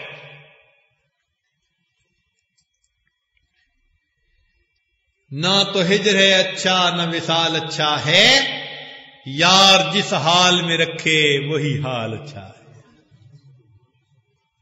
تو اس کو کہتے ہیں ٹرم بنا دی ترک مولا، ترک دنیا، ترک مولا، ترک عقبہ، ترک مولا، اور چوتھی بات کہی ترک ترک. اب یہ پھر سمجھ میں نہیں آتا یہ کیا؟ تو انہوں نے فرمایا کہ ترک ترک سے مراد اپنے ارادے کو ہی فنا کر دے، اپنی مرضی کو اللہ کی مرضی میں گم کر دے. اس کو فنا الفنا بھی کہتے ہیں اور فنائے ارادہ بھی اس کو کہتے ہیں. اس کا وہی حال کہ جیسے بندے نے غلام خریدا، بھئی کیا آپ یہی ہوگے؟ جی جو آپ پلائیں گے. کیا پہنو گے؟ جی جو آپ پہنائیں گے. بھئی کیا نام؟ جی جو آپ پکاریں گے. تو اگر ایک غلام اپنے مولا کے سامنے اپنے آپ کو اس طرح پیش کر سکتا ہے تو کیا بندہ اپنے پروردگار کے سامنے اپنے آپ کو اس طرح نہیں پیش کر سکتا؟ اس کو کہتے ہیں ترک کہ ارادے کو ہی چھوڑ دی. اس کو مقام تفویض کہتے ہیں. اپنے معاملات کرنے کی کوشش کرنا، نتائج کو اللہ پہ چھوڑ دینا. دعا مانگنا اور قبولیت کے معاملے کو اللہ پہ. اب جس کو یہ فنائے ارادہ نصیب ہوگا وہ پھر غصے میں ہوگا جی ہماری سنتا نہیں، ہماری تو جی سنتا نہیں، دعا کر کر کے تھک گئے ہیں. تو معلوم ہوتا ہے کہ ابھی رضا والی بات آئی نہیں ہے، اپنی منشا پوری کروانی ہے. اور کئی لوگ تو اپنی مرضی پورا کروانے کی دعائیں کرتے ہیں، کچھ عرصہ نہیں ہوتی تو نماز میں ہی غفلت شروع کر دیتے ہیں. بڑی نمازیں پڑھی ہیں جی ہماری دعا تو قبول ہوتی نہیں. تو دیکھو اب بات سمجھ میں آئی کہ دعا مانگنا ہے ہمارا کام، اس کو قبول کرنا، جلدی دیر سے اس کے بدلے کوئی مصیبت دور کرنا یا قیامت کے دن اس کا بدلہ دینا، یہ مولا کا اختیار ہے. تو بندے کا کام ہے بس دعا کر دے، پھر خوش رہے. میرا مولا جیسے مجھے جس حال میں رکھے میں اپنے اللہ سے راضی. چنانچہ نبی علیہ السلام نے دعا مانگی، اللہم ھذا الدعاء وعلیک الاجابہ. اے اللہ میں نے یہ دعا مانگی ہے مگر اس کی قبولیت تو آپ کے اختیار ہے. تو اگر اللہ کے محبوب بھی دعا مانگنے کے بعد اللہ کی رضا پہ راضی تو بھئی ہمیں بھی رہنا چاہیے. اور دیکھا یہ گیا ہے کہ عورتیں کئی دفعہ ایک خاص مقصد لے کے دعا مانگتی ہیں. مثلا فلاں کا بیٹا ہو جائے، بیٹے کو نوکری مل جائے، فلاں جگہ رشتہ ہو جائے. اب اپنے ذہن میں چیزیں تجویز کر لی اور جب ایسا نہیں ہوتا تو اللہ سے ناراض پھرتی ہے. ان بیچاریوں کو سمجھ ہی نہیں لگتی کہ خاوند اور ہوتا ہے خدا اور ہے. یہ خدا کے ساتھ بھی ویسا ہی سلوک کرتی ہے، ناراض پھر رہی ہیں. اور جی میں تو دعا بھی نہیں مانگتی آج کل. واہ، اللہ اللہ ہے، اس کی عظمت دل میں بٹھانی چاہیے. یہ سب ناز نخرے خاندوں کے ساتھ اللہ کی بارگاہ میں انبیاء بھی تھراتے. وہ پروردگار ایسا ہے، کانپتے تھے. تو جب اللہ رب العزت کی ذات پہ معاملے کو چھوڑ دیں گے، جو نصیب میں ہوگا اللہ تعالیٰ عطا فرما دے گا. چنانچہ قاضی ابو بکر بن محمد بغدادی رحمت اللہ علیہ بڑے قاضی گزرے ہیں. فرماتے ہیں کہ عہدہ قضا ملنے سے پہلے میں حرم میں تھا، سارا دن عبادت کرتا، طواف کرتا، نوافل پڑھتا. میرے پاس کبھی کھانے کو ہوتا کبھی نہ ہوتا، فاقے پہ فاقے آتے تھے مجھے. ایک دن طواف کرتے ہوئے رات کو مجھے ایک تھیلی ملی ریشم کی اور اس میں بڑا خوبصورت ہار تھا، اتنا قیمتی کہ دل میں خیال آیا کہ بھائی اگر یہ ہار میں بیچوں گا نا تو میری پوری زندگی کا خرچہ نکل آئے گا. کہنے لگے صبح ہوئی تو ایک آدمی نے حرم میں اعلان کیا، بوڑھا تھا، کہ بھئی اگر میرا ہار کسی کو مل گیا اور وہ مجھے دے دے تو میں 500 دینار انعام بھی دوں گا، شکریہ بھی ادا کروں گا. کہنے لگے میرے دل میں خیال آیا غیر کا مال ہے، امانت میں کیوں خیانت کرتا ہے، علم کس لیے پڑھا تو نے. میں نے اپنی ضرورت کو چھوڑ دیا اور میں نے اس کو وہ ہار بھی واپس کر دیا اور 500 دینار بھی واپس کر دیے کہ مجھے انعام نہیں چاہیے. میرا حق بنتا تھا کہ یہ تیری امانت ہے، ان تؤد الامانات الی اہلھا۔ کہنے لگے وہ بوڑھا بڑا خوش ہوا، دعائیں دیتا ہوا چلا گیا۔ کچھ عرصے کے بعد خیال آیا کہ بھئی کیوں نہ میں رزق کی تلاش میں نکلوں۔ میں نے ارادہ کیا میں بصرہ جاتا ہوں۔ کہنے لگے کہ میں راستے میں سمندر تھا، اس میں ایک جہاز میں بیٹھ گیا، اللہ کی شان کے سمندری طوفان آیا اور ہمارا جہاز کسی چیز سے ٹکرا کر ٹوٹ گیا، کوئی کسی تختے پہ جان بچا کے لپٹا، کوئی کہیں، مجھے اللہ نے ایک جزیرے میں پہنچا دیا، بڑے جزیرے میں۔ میں نے دیکھا کہ وہاں کے لوگ کلمہ گو تو ہیں مگر ان کو علم سکھانے والا وہاں کوئی نہیں تھا۔ تو دل میں خیال آیا کہ میں نے علم پڑھا اس لیے تھا، اگر یہاں کوئی نہیں عالم تو میں یہی رہوں گا۔ میں نے وہاں رہنا شروع کر دیا۔ اس جزیرے کے تمام مردوں، عورتوں، بچوں کو میں نے اللہ کا قرآن پڑھایا، دین سکھایا۔ دین سکھانے کی وجہ سے سب کے دل میں میری محبت بھی پیدا ہو گئی۔ اس دوران 2-3 سال گزر گئے تو ایک دفعہ 2-3 بندے میرے پاس آئے، کہنے لگے جی کہ آپ کو 3 سال یہاں آئے ہو گئے، آپ ہم سب کے محسن بھی ہیں، معلم بھی ہیں، ہم چاہتے ہیں کہ آپ نکاح کر لیں۔ میں نے کہا بھائی میں نکاح کہاں کروں، میرے پاس تو اسباب ہی نہیں۔ انہوں نے کہا کہ اسباب کی بات نہیں، یہاں پر ایک انتہائی نیک بزرگ آدمی تھے، حج کرنے گئے، واپس آئے اور تھوڑے دنوں کے بعد وہ فوت ہو گئے۔ ان کی ایک بیٹی جو بہت خوبصورت ہے اور نیک ہے، یتیم بچی ہے، ہم اس کا رشتہ کرنا چاہتے ہیں، ہمیں اس کے لیے آپ سے بہتر رشتہ نظر نہیں آتا۔ تو لوگوں کے کہنے پر کہنے لگے کہ میں نے شادی کر لی۔ جب میری پہلی مرتبہ بیوی سے ملاقات ہوئی تو کہنے لگے کہ میں حیران رہ گیا کہ وہ ہار جو مجھے حرم میں ملا تھا وہ میری بیوی نے گلے میں پہنا ہوا تھا۔ کہنے لگے میری آنکھیں، مجھ سے بیوی نے کہا بھائی میری طرف دیکھتے نہیں، ہار کی طرف دیکھتے جا رہے ہو، کیا مسئلہ ہے؟ پھر میں نے اسے کہا کہ بھائی اس کے ساتھ تو ایک واقعہ وابستہ ہے۔ اس کی آنکھوں میں سے آنسو آ گئے۔ میں نے پوچھا آپ کیوں رو رہی ہیں؟ کہنے لگی کہ میرے والد جب حج کر کے آئے تھے چاہتے تھے کہ میرا نکاح کر دیں، مگر کہا کرتے تھے مجھے حرم میں ایک نوجوان ملا جس کے دل میں خوف خدا تھا، کاش اگر وہ کہیں مل جاتا، بیٹی میں تیرا نکاح اس کے ساتھ کر دیتا۔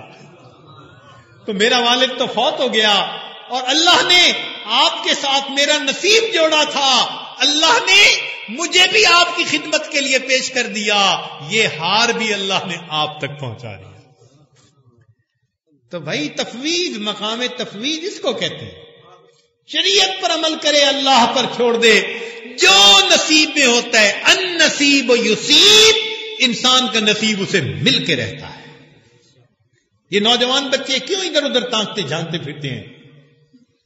مطمئن ہو جائیں، جب وقت ہوگا اور اللہ نے ہمیں یہ نعمت دینی ہوگی، اللہ رب العزت ہمیں ازدواجی زندگی والی نعمت عطا فرمائے گی۔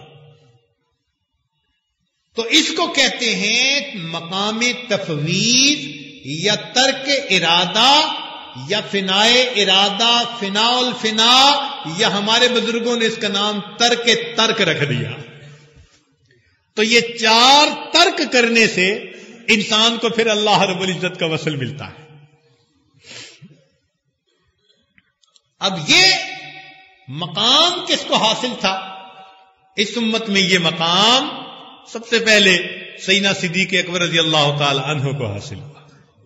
چنانچہ حدیث پروف اس کا، نبی علیہ السلام نے ارشاد فرمایا، من اراد ان ينظر الى میت یمشی علی وجہ الارض فلینظر الی ابن ابی قحافہ، جو چاہے زمین کے اوپر چلتی ہوئی لاش کو دیکھے، اس کو چاہیے ابو قحافہ کے بیٹے ابو بکر کو دیکھ لے۔ چلتی ہوئی لاش کا کیا مطلب؟ اپنا ارادہ اللہ کی رضا میں گم کر دیا، اپنا ارادہ ہی نہیں تھا، مالک کی مرضی پہ قربان. یہ فنائیت تھی سیدنا صدیق اکبر رضی اللہ تعالی عنہ. ان کی یہ نسبت ہے. جو ہمارا سلسلہ عالیہ نقشبندیہ ہے، یہ نبی علیہ الصلوۃ والسلام سے صدیق اکبر لانوں کے ذریعے سے آگے چلا، جو آج یہاں تک پہنچا ہے.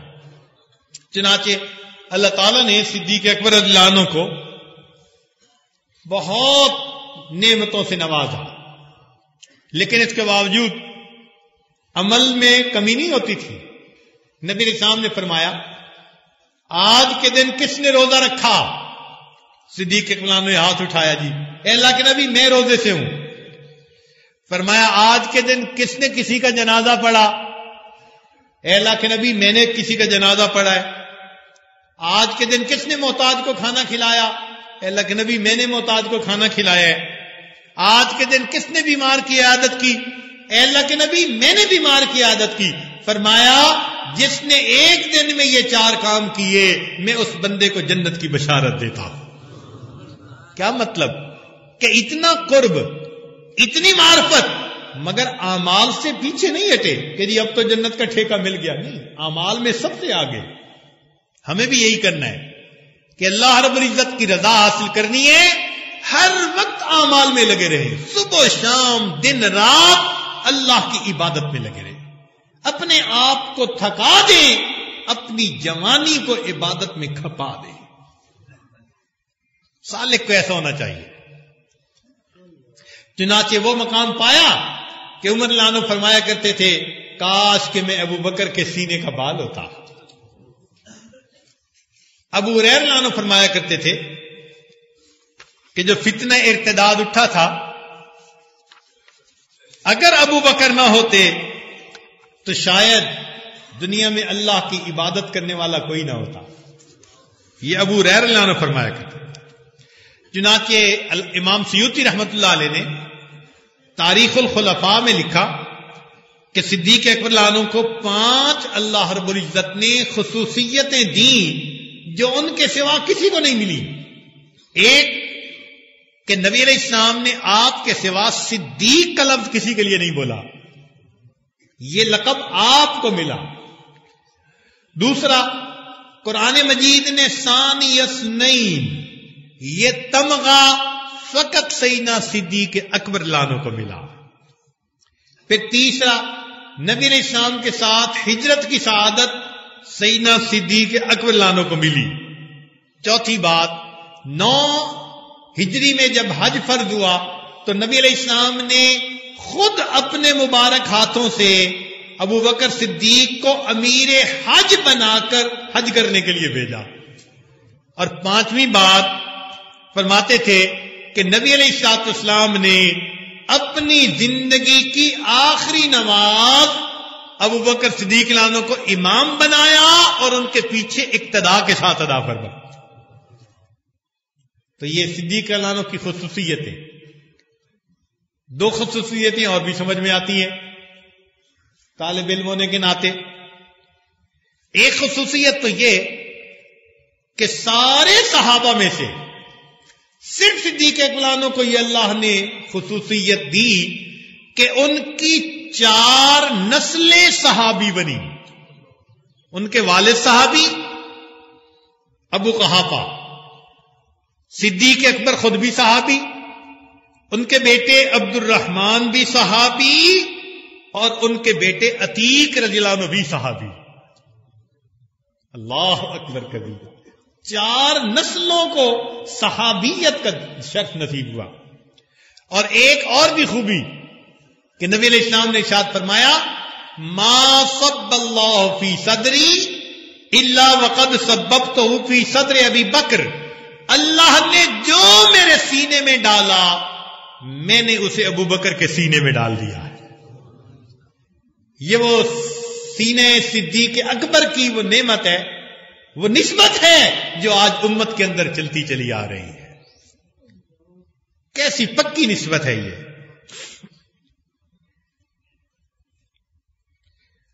اب یہاں ایک سوال پیدا ہوتا ہے کہ بہت سارے لوگ بیعت ہو جاتے ہیں لیکن یا ان کے بڑھنے کی رفتار آہستہ ہوتی ہے یا وہ ایک جگہ پر رکے رہتے ہیں. اس کی کیا وجوہات ہیں؟ یا تو ان کی رفتار تھوڑی ہوتی ہے، گاڑی چل تو رہی ہے مگر 15-20 میل فی گھنٹہ کے حساب سے، اور یا ایک جگہ رکے ہوئے. اس کی کیا وجوہات؟ تو ہمارے بزرگوں نے فرمایا کہ اس کی وجوہات، پہلی وجہ وحدت مطلب میں کوتاہی کرتے ہیں. وحدت مطلب میں کوتاہی سے کیا مراد؟ کہ مطلب تو ایک ہونا چاہیے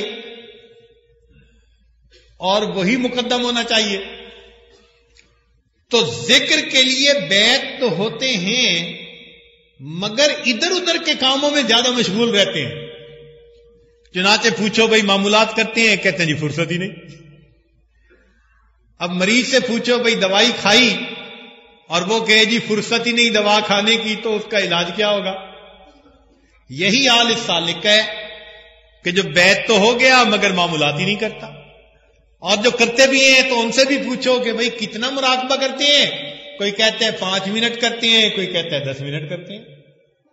کیا مزے کی بات ہے کہ مجنوں سے کوئی پوچھے کہ آپ لیلا کو یاد کرتے ہیں، اور آگے سے جواب دے جی پورے دن میں 10 منٹ یاد تو کرتا ہوں. تو اسے مجنوں کون کہے گا بھئی؟ ہم بھی 5 منٹ مراقبہ کرتے ہیں اور 10 منٹ مراقبہ کرتے ہیں. حالانکہ جواب تو یہ ہونا چاہیے کہ مراقبے کے سوا کوئی دن گزرتا ہی نہیں ہے. مراقبہ نہ کریں تو پھر اور کیا کریں گے؟ ہمارے پلے اس کے سوا ہے کیا؟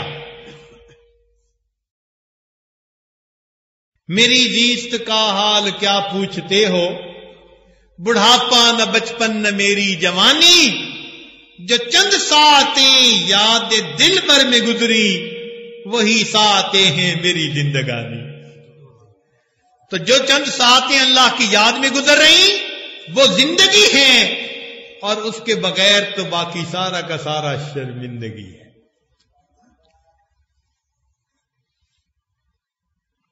دوسری بات، شیخ کی روک ٹوک ڈانٹ ڈپٹ پہ جلدی خفا ہو جانا، یہ بھی ایک عجیب بات ہے.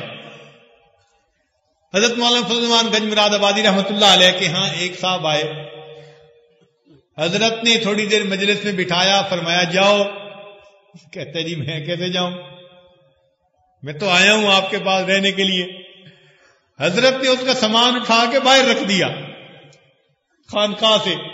وہ گیا اور سامان اٹھا کے پھر لے آیا. تھوڑی دیر کے بعد حضرت نے پھر ڈانٹا کہ جاؤ یہاں سے، جاتے کیوں نہیں؟ وہ گیا، سامان اٹھا کے پھر باہر رکھا، وہ پھر سامان اٹھا کے لے آیا. 3 مرتبہ ایسا ہوا کہ سامان خانقاہ سے باہر وہ 3 دفعہ لے کے آیا. تو پھر حضرت نے کہا کہ تم یہاں سے جاتے کیوں نہیں، میری جان کیوں نہیں چھوڑتے؟ آگے سے کہتا ہے مگس ہرگز نہ خواہد رفت از دکان حلوائی.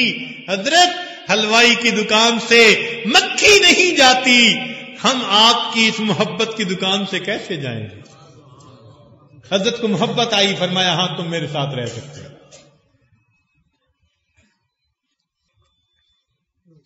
تیسرا، بدگمانی، چھوٹی چھوٹی بات پہ بدگمانی. وہ کیسے؟ اب مثلاً شیخ آئے، اب وہ کسی کام میں مصروف ہیں، مشغول ہیں، متفکر ہیں، سوچ رہے ہیں یا ذکر میں ہیں. اب انہوں نے سلام لیا اور جی حضرت نے مسکرا کے نہیں دیکھا میری طرف، بس میرا تو یہاں رہنے کو دل نہیں کرتا. اب اس بات پہ ناراض ہو کے جا رہے ہیں.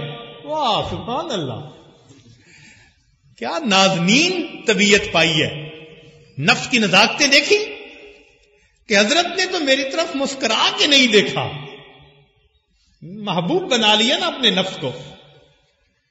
کہاں ہمارے اکابر کا یہ حال کہ 3 مرتبہ سامان اٹھا کے پھینکا اور پھر آ رہے ہیں اور کہتے ہیں مگس ہرگز نہ خواہد رفت از دکان حلوائی.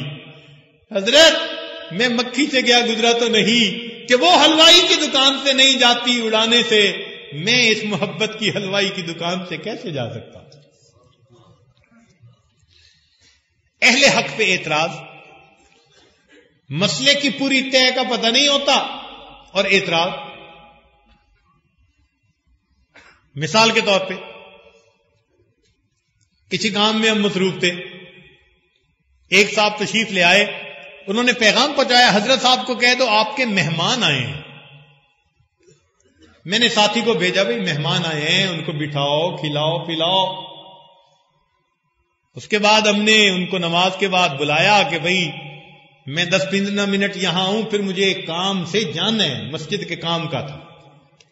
کہنے لگا جی دیکھو میں نے پیغام بھجوایا تھا کہ آپ کے پاس مہمان آیا ہے، مہمان کی جو خدمت ہے اس سے بڑا کوئی کام نہیں. اب ہم مسجد کے کام چھوڑ کے بیٹھ جائیں. سبحان اللہ. تو ایسی باتوں سے خواہ کی بدگمانی. یہ نہ سوچا کہ وہ جو ایک کام میں لگے ہوئے ہیں اس کام کا تقاضا کیا ہے. میں چونکہ آ گیا تھا اس لیے 15 منٹ تو تھوڑے ہیں، میرے پاس تو ان کو رات گزارنی چاہیے تھی، میں مہمان ہوں.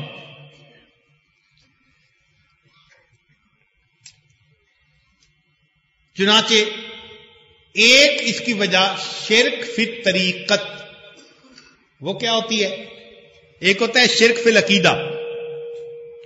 یہ جو شرک فی العقیدہ ہے نا یہ اسلام سے مانے ہیں، اور شرک فی طریقت وصول اللہ سے مانے. یہ کیا ہوتا ہے؟ یہ ہوتا ہے کہ بیعت تو کر لی مگر کچھ مان بھی لی نہیں بھی مانی، اپنے نفس کو اپنا دوسرا شیخ بنا لیا. یہ شرک فی طریقت ہوتی ہے. جو کہا بھائی کر لو، نہیں، اپنی سمجھ میں آئے گا تو کریں گے. کیسے کریں؟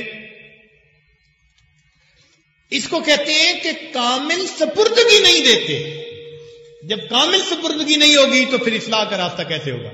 یہ تو ایسا ہی ہے کہ جیسے مریض آئے سرجن کے پاس، پھوڑا ہے ڈاکٹر کے کہ جناب آپریشن کرنا پڑے گا. نہیں آپریشن نہیں کر سکتے، آپریشن سے تو درد ہوتی ہے نا، ویسے ٹھیک کر دیں. ویسے تو ٹھیک نہیں نہ ہو سکتا. اس لیے امام ربانی مجدد ثانی رحمۃ اللہ نے فرمایا کہ سالک کی طرف سے کامل سپردگی ہونی چاہیے اور شیخ کی طرف سے کامل شفقت ہونی چاہیے. سپردگی اور جب شفقت اکٹھی ہو جاتی ہیں اللہ رب العزت بندے کو معرفت عطا فرما دیتے ہیں. کئی مرتبہ یہ بھی دیکھا آ کے تھوڑی دیر وقت گزارتے ہیں تو جو خانقاہ میں خدمت کرنے والے، کام کرنے والے، ان میں سے کسی ایک کی کوئی بات دیکھی یا کوئی وجہ دیکھی تو اس پہ بدگمان ہو گئے. سبحان اللہ. حضرت اقدس تھانوی رحمۃ اللہ کو کسی نے کہا کہ آپ کی خانقاہ میں فلاں بندہ جو ہے وہ اتنے عرصے سے رہتا ہے اور اس کا یہ حال ہے.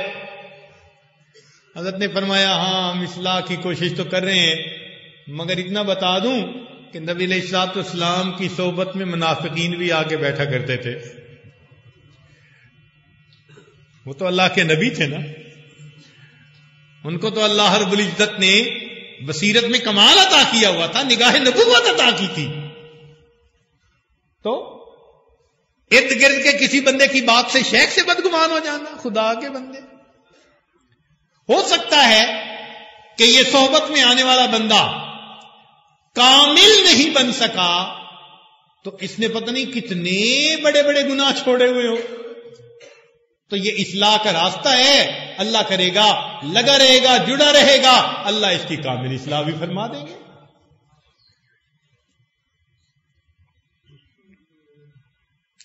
تو اس لیے اس تصوف کے راستے میں صبر، تحمل مزاجی، انسان بس اپنے کام کے اوپر جمع رہے اور ڈٹا رہے.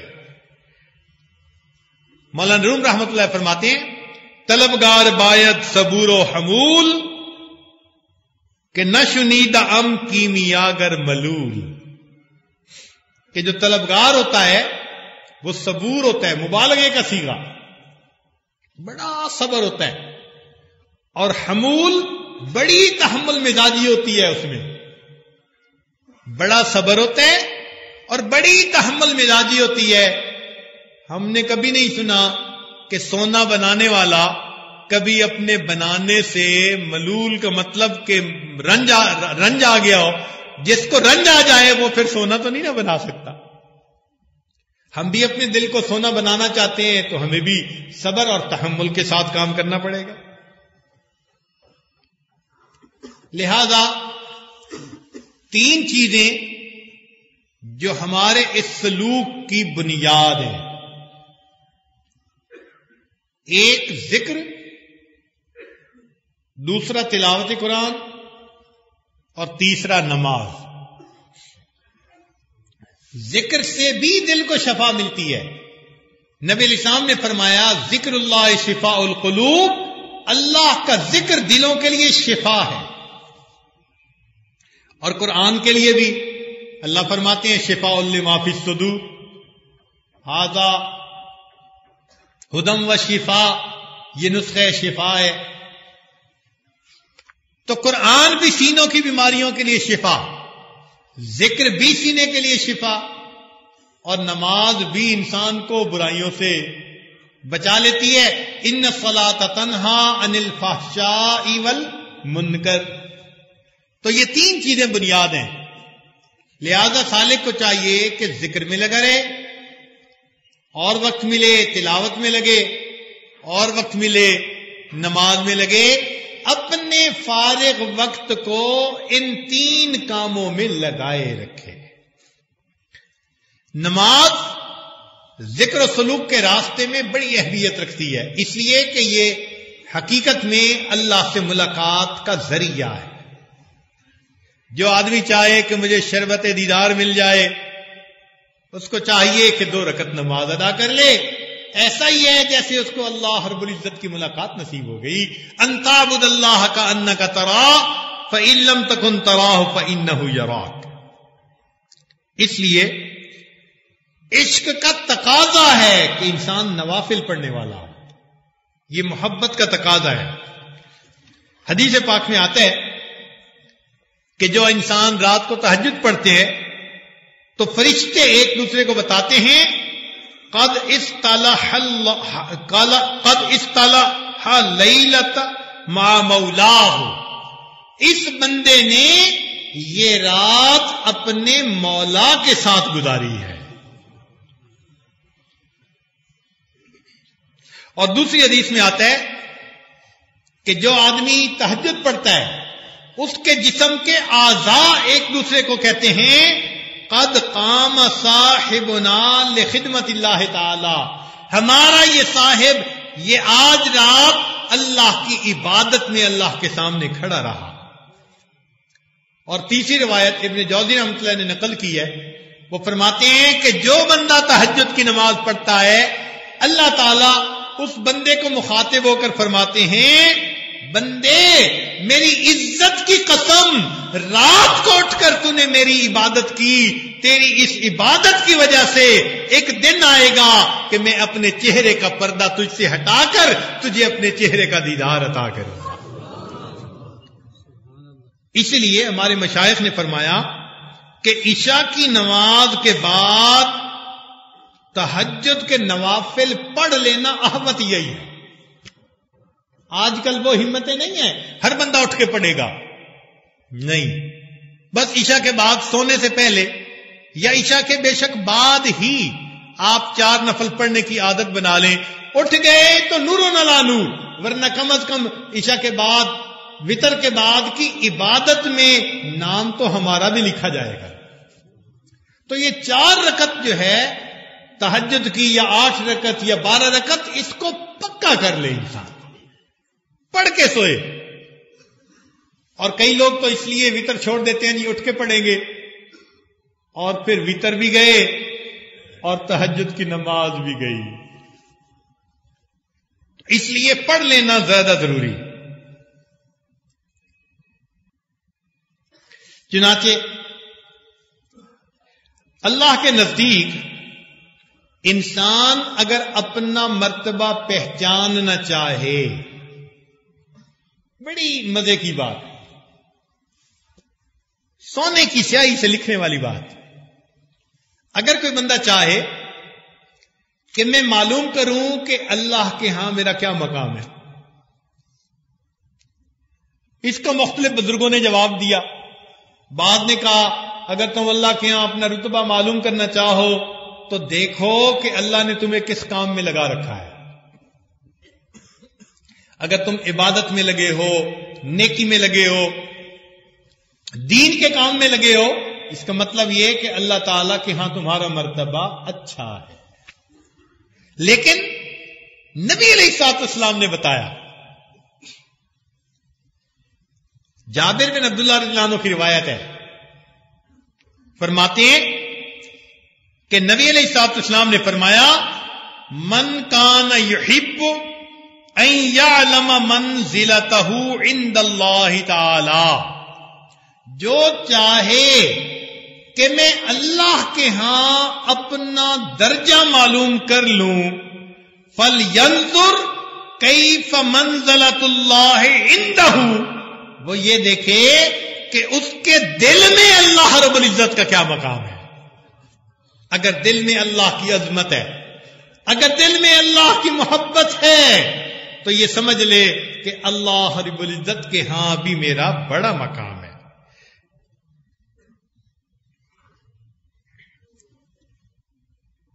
اس لیے ہم اللہ رب العزت کی محبت کو اپنے دل میں بسائیں. بیت ہونے کا بنیادی مقصد یہی ہوتا ہے کہ ہمارے اندر سے گناہوں کی نجاست ختم ہو جائے. بیت ہونے کا مقصد کیا ہوتا ہے؟ جی میں بشر ہوں، بشر سے کیا مراد؟ میں باشر ہوں، میرے اندر شر ہے، اور بیت ہو رہا ہوں کہ میں بے شر بن جاؤں، میرے اندر سے شر نکل جائے. تو شر تو نکلے گا نا جب ہم ذکر کثرت کے ساتھ کریں گے، اور منٹوں کے ذکر سے تو پھر نہیں نا اس طرح شر نکلتا بندے کے اندر سے.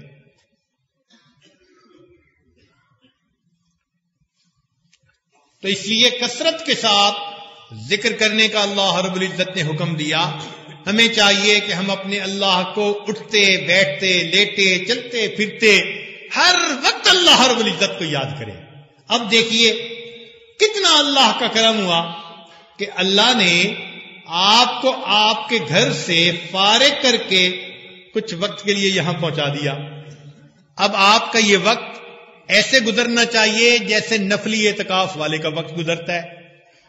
یہاں آ کے ایک دوسرے کے ساتھ سیاست کی گپیں لگانا، ایک دوسرے کے ساتھ تبادلہ خیالات کرنا، اس کی قطعاً اجازت نہیں ہے.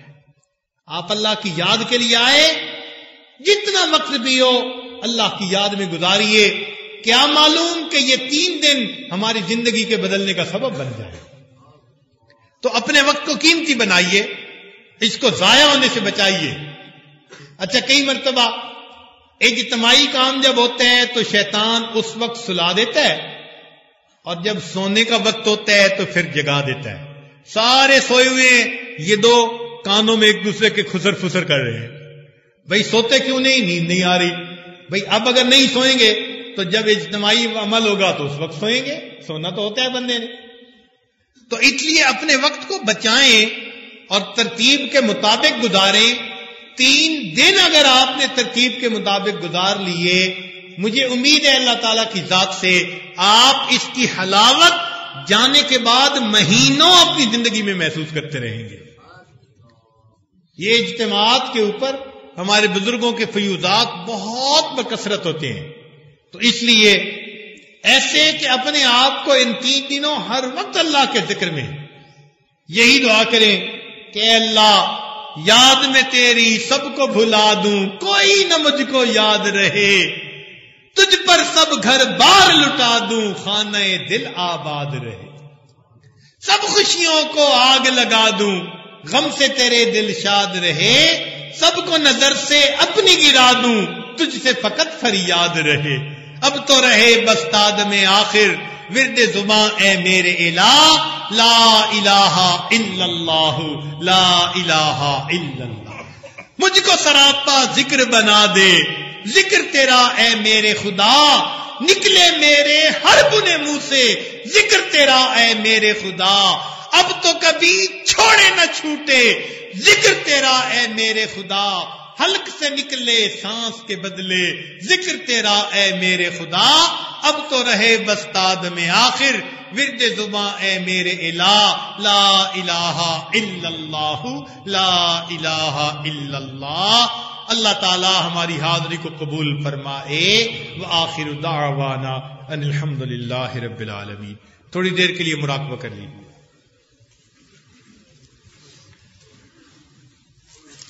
آنکھوں کو بند کر لیجئے، سر کو جھکا لیجئے۔ دنیا اور جو کچھ دنیا میں ہے اس سے ہٹ کٹ کے اللہ رب العزت کی یاد میں ڈوب جائیے۔